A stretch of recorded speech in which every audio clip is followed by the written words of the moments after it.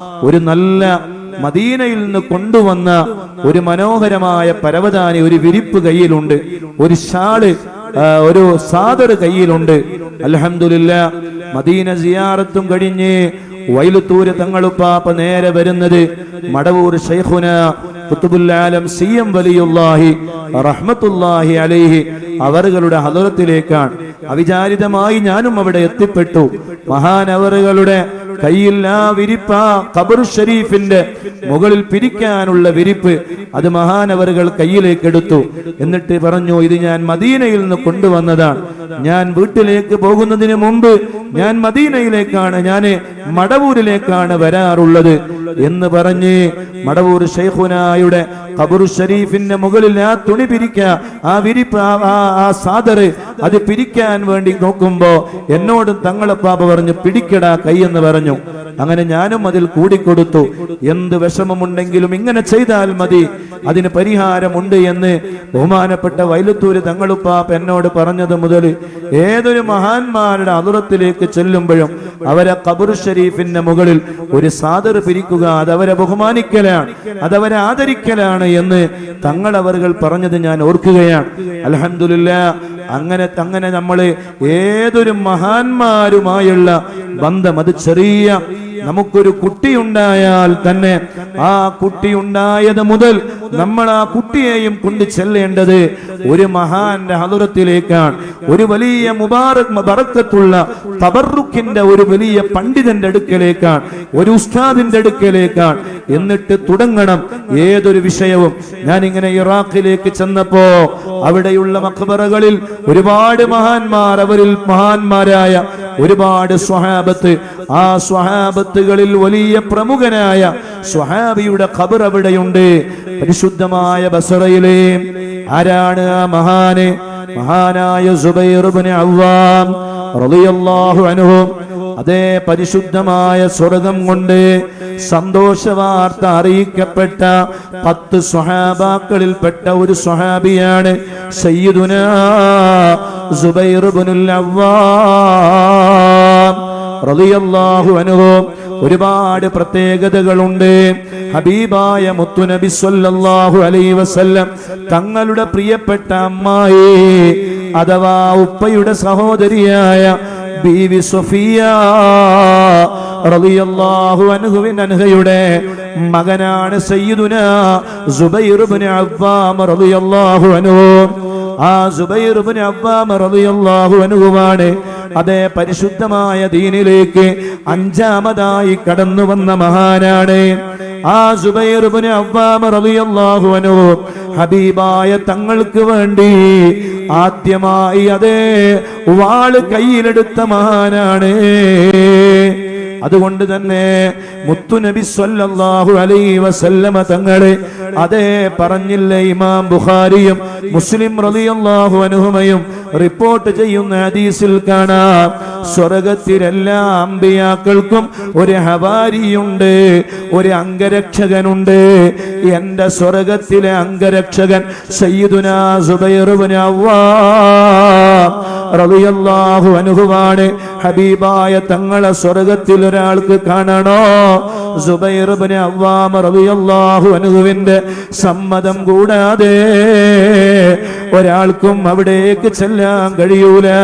അവിടുത്തെ ഹദറത്തിലെത്തിയിട്ട് അറിയാതെ ആ ഹദീസ് മനസ്സിലേക്ക് ഇങ്ങനെ ഓർമ്മ വന്നപ്പോ അവിടുത്തെ ഹദറത്തിൽ വെച്ച് അറിയാതെ പറഞ്ഞുപോയി, മഹാനവറുകളെ, മുത്തുനബിയുടെ അടുക്കലേക്ക് ചെല്ലുമ്പോ അവിടുന്ന് ഞങ്ങളെ തടയരുതേ, അവിടുന്ന് ഞങ്ങളെ ഹബീബായ തങ്ങളുടെ ഹദറത്തിലേക്ക് കൊണ്ടുപോകണേ. അല്ലാഹു അവരുടെ മദതും അവരുടെ പൊരുത്തവും അവരുടെ സഹായവും അല്ലാഹു നമുക്ക് നൽകട്ടെ. ആ മഹാനായ സുബൈർ ഇബ്നു അവ്വാം റളിയല്ലാഹു അൻഹു കല്യാണം കഴിച്ചത് മഹദിയായ ബീവി ആയിഷ റളിയല്ലാഹു അൻഹയുടെ സഹോദരിയായ ബീവി അസ്മാ റളിയല്ലാഹു അൻഹയാണ്.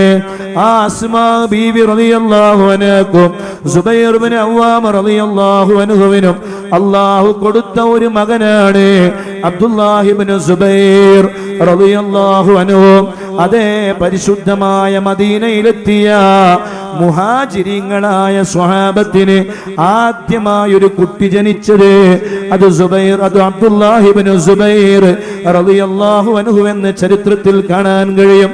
ആ അബ്ദുല്ലാഹി ഇബ്നു സുബൈർ റളിയല്ലാഹു അൻഹു ഈ ലോകത്തേക്ക് ജനിച്ചു വീണപ്പോ സുബൈർ ഇബ്നു അവ്വാം റളിയല്ലാഹു അൻഹു ആ പൊന്നാര മകനെയും എടുത്തു പോവുകയാണ് ഇലാ ഹദറത്തി റസൂലില്ലാഹ് സ്വല്ലല്ലാഹു അലൈഹി വസല്ലം.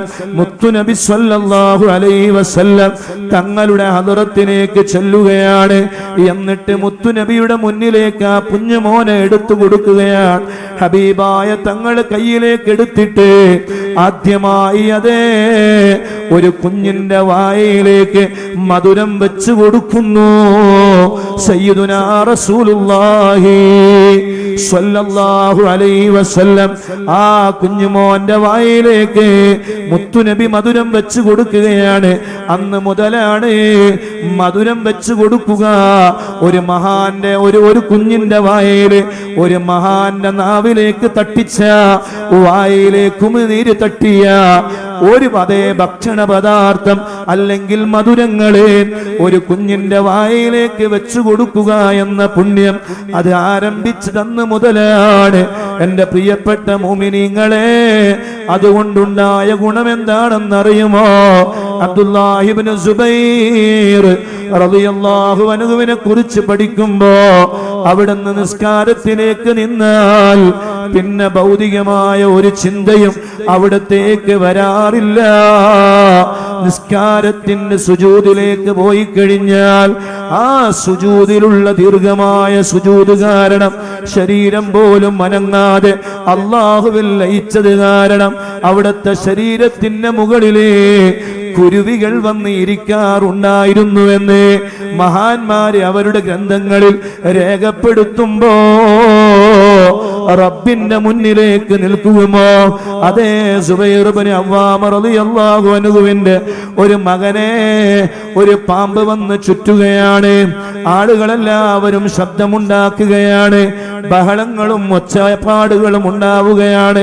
ആ പാമ്പിൽ നിന്ന് ആ മകനെ രക്ഷപ്പെടുത്താനുള്ള ശ്രമങ്ങൾ നടക്കുകയാണ്. പക്ഷേ അബ്ദുല്ലാഹി ഇബ്നു സുബൈർ റളിയല്ലാഹു അൻഹു റബ്ബിന്റെ മുന്നിൽ നിസ്കാരത്തിലാണ്. ചരിത്രങ്ങളിൽ കാണാം അബ്ദുല്ലാഹി ഇബ്നു സുബൈർ റളിയല്ലാഹു അൻഹു നിസ്കാരം കഴിഞ്ഞപ്പോഴേ ഭാര്യയും ആളുകളും വന്ന് പറയുകയാണ്, മകനെ വന്ന് പാമ്പ് പിടിച്ചതോ ശരീരത്തിലേക്ക് പാമ്പ് ചുറ്റിയതോ നിങ്ങൾ അറിഞ്ഞിട്ടില്ലേ? തൊട്ടടുത്ത് നടന്ന സംഭവമായിട്ട് പോലും അള്ളാഹുവിന്റെ മുന്നിൽ മുനാജാത്തിൽ ഏർപ്പെട്ട കാരണത്താൽ ഭൗതികമായ വേറെ ഒരു ചിന്തയും അവിടുത്തെ കൽബിലേക്ക് വന്നില്ല. അവിടത്തേക്ക് മറ്റൊരു ചിന്തകളും വന്നില്ല. റബ്ബിന്റെ മുന്നിലേക്ക് പ്രവേശിച്ചപ്പോ തൊട്ടടുത്ത് നടക്കുന്ന സംഭവങ്ങൾ പോലും അവരെ അറിഞ്ഞില്ല എന്ന് മഹാന്മാർ അവരുടെ ചരിത്രങ്ങൾ എഴുതിയ ഗ്രന്ഥങ്ങളിൽ രേഖപ്പെടുത്തുന്നതായി കാണാം. ഓ എന്റെ പ്രിയപ്പെട്ട മുഅ്മിനീങ്ങളെ, ഞാൻ പറഞ്ഞു വരുന്നത് നമ്മുടെ മക്കൾ നന്നാവണം. നമ്മൾ എപ്പോഴും മഹാന്മാരുമായി ബന്ധം സ്ഥാപിക്കണം. ഒരു ചെറിയ കുഞ്ഞുണ്ടായാൽ നല്ല തബറുക്കിന്റെ പണ്ഡിതന്മാരുടെ വലിയ ആലിമീങ്ങളുടെ വലിയ സയ്യിദന്മാരുടെ സമീപത്ത് ചെന്ന് ആരംഭിക്കണം. അങ്ങനെ ആരംഭിച്ചാൽ ആ മക്കൾ നല്ല ബുദ്ധിശക്തിയുള്ള, നല്ല അദബുള്ള, നല്ല ബഹുമാനമുള്ള, അള്ളാഹുവിനെ പേടിയുള്ള നല്ല മക്കളായി വളരുമെന്നത് അബ്ദുല്ലാഹി ഇബ്നു സുബൈർ റളിയല്ലാഹു അൻഹുവിന്റെ ചരിത്രം നമ്മളുടെ മുന്നിൽ പഠിപ്പിച്ചു തരുകയാണ്. അതേ മദനിയത്തിന്റെ 657ാമത്തെ സദസ്സിൽ പങ്കെടുത്തുകൊണ്ട് ഈ അൽ ഫിർദൗസ് ക്യാമ്പസിലെ ഈ മഹത്തായ മജ്ലിസിൽ വച്ച് മദനിയത്തിന്റെ സന്ദേശമായി പറയാനുള്ളത്, മഹാന്മാരുമായുള്ള ബന്ധം അത് ചെറിയ പ്രായത്തിൽ തന്നെ നമ്മുടെ കുട്ടികളിലൂടെ അത് ആരംഭിക്കണേ. നമ്മളൊക്കെ മഹാന്മാരുടെ സമീപത്ത് ചെല്ലും, അവരുടെ അടുക്കലേക്ക് ചെല്ലും, വലിയ വലിയ ഉസ്താദുമാരുടെ സയ്യിദന്മാരുടെ അടുക്കലേക്ക് ചെല്ലും. നമ്മൾ മാത്രം ചെന്നാൽ പോരാ, ചെറിയ മക്കളുടെ കയ്യും പിടിച്ച് ആ സയ്യിദന്മാരുടെയും ആലിമീങ്ങളുടെയും വലിയ മഹാന്മാരുടെയും മഖ്ബറകളിലേക്ക് ചെല്ലണം. എന്നിട്ട് ചെറിയ പ്രായത്തിൽ തന്നെ ആ ബന്ധം ആരംഭിക്കണം. അള്ളാഹുവിന്റെ ദീനിൽ നിന്ന് ഒരാൾ മുർത്തദ്ദായി പോവുക എന്ന് പറഞ്ഞാൽ അത് വലിയ ഗൗരവമുള്ള ഒരു കാര്യമാണ്. അതുകൊണ്ട് തന്നെയാണ് മഹാന്മാര് രേഖപ്പെടുത്തി, ഒരാളെ അല്ലാഹു സുബ്ഹാനഹു വ തആല ഈമാൻ എന്ന് പറയുന്ന വലിയ അമൂല്യമായ നിധി ഒരാൾക്ക് കൊടുത്തിട്ട് ആ അമൂല്യമായ നിധി ഒരാൾ നഷ്ടപ്പെടുത്തിയാൽ അയാൾക്കുണ്ടാകുന്ന ഭവിഷ്യത്ത് തീരെ ഈമാന് കൊടുക്കാതെ, അതേ അള്ളാഹുവിന്റെ പരിശുദ്ധമായ ദീനിൽ ഒരു ചാൻസ് പോലും അള്ളാഹു കൊടുക്കാതെ അതേ അയാൾ അനുഭവിക്കുന്നതിനേക്കാളും വലിയ ശിക്ഷയാണ് അള്ളാഹു ഒരാൾക്ക് ഈമാന് നൽകിയിട്ട് ആ ഈമാൻ നഷ്ടപ്പെട്ട് റിദ്ദത്തായി ഒരാൾ മാറിപ്പോവുക എന്നത്. ഇതുപോലെ നമ്മൾ ഒരാൾക്ക് നമ്മുടെ വീട്ടിൽ വന്ന് ഒരാൾക്ക് ഭക്ഷണം കൊടുത്തു, വസ്ത്രം കൊടുത്തു, അദ്ദേഹത്തിന് വേണ്ട എല്ലാ സൗകര്യങ്ങളും ചെയ്തു കൊടുത്തു. അങ്ങനെ ചെയ്തു കൊടുത്ത ഒരാൾ നമ്മൾ ധിക്കരിച്ചാൽ അയാളോട് നമുക്ക് എത്രമാത്രം വലിയ വെറുപ്പും എത്രമാത്രം വലിയ വിഷമവും ആ വിഷയത്തിൽ നമുക്കുണ്ടാകും എന്നതുപോലെ അല്ലാഹു സുബ്ഹാനഹു വ തആല ഒരാൾക്ക് ഈമാനികമായ പ്രഭ അത് ഖൽബിലേക്ക് ഇട്ടു തന്നിട്ട് അത് നഷ്ടപ്പെടുത്തുക എന്നത് അല്ലാഹു സുബ്ഹാനഹു വ തആല തീരെ ഹിദായത്ത് കൊടുക്കാത്ത ഒരാളെ സംബന്ധിച്ചിടത്തോളം അല്ലാഹു ഈമാൻ കൊടുത്ത് അത് നഷ്ടപ്പെടുത്തുന്ന ആളാണ് അല്ലാഹുവിന്റെ അടുക്കൽ ഏറ്റവും വലിയ ശിക്ഷയ്ക്ക് കാരണക്കാരാവുക. അല്ലാഹുവേ, നീ ഞങ്ങളെ ഈമാനിനെ കാത്തുരക്ഷിക്കണേ റഹ്മാനെ, നീ ഞങ്ങളെ ഈമാനിനെ കാക്കണേ റഹ്മാനെ.